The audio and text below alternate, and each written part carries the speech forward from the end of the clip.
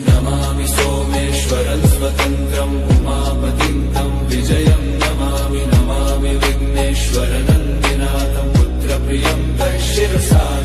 नमामि देवं भवदुःखशोकविनाशनं चन्द्रधरं नमामि नमामि गङ्गाधरमीशमीड्यमुमागदं देववरं नमामि नमाम्यजादिशपुरन्दरादिसुरासुरैरचितपादं नमामि सोमेश्वरं स्वतन्त्रम् उमापतिं तं विजयं नमामि नमामि विघ्नेश्वरनन्दिनाथं पुत्रप्रियं तच्छिरसा नमामि देवं भवदुःखशोकविनाशनं चन्द्रधरं नमामि नमामि गङ्गाधरमीशमीड्यमुमागदं देववरं नमामि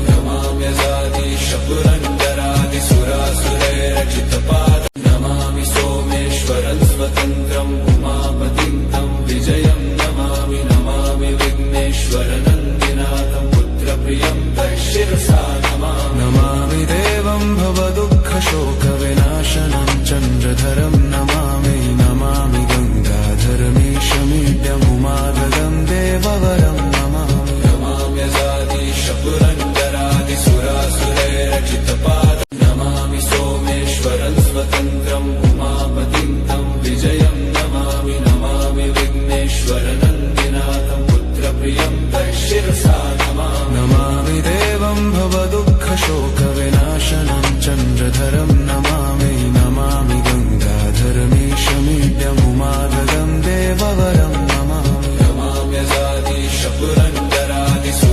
नमाम्यजादिशपुरन्दरादिसुरासुरैरचितपादं नमामि सोमेश्वरं स्वतन्त्रम् उमापतिं तं विजयं नमामि नमामि विघ्नेश्वरनन्दिनाथं पुत्रप्रियं तच्छिरसा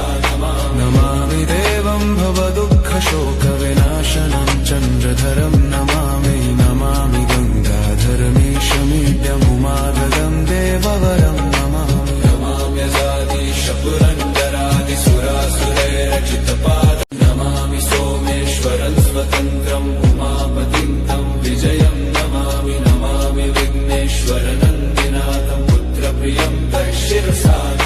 नमामि देवं भवदुःखशोकविनाशनं चन्द्रधरं